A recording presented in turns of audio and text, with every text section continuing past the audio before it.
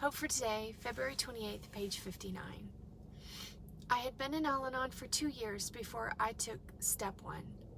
How could I admit I was powerless over alcohol when I was 27 years old, single, living independently, and my alcoholic father had been sober for 10 years?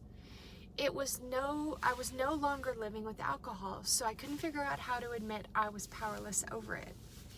I listened to others speak at step meetings, read the literature on step 1, and even tried to share when step 1 was the subject of the meeting. However, I still didn't know how to make it apply to me.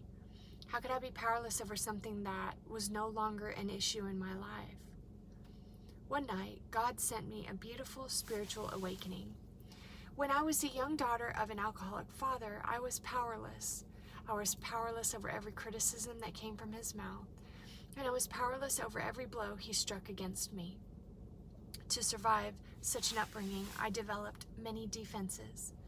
When no longer needed, these defenses became character defects.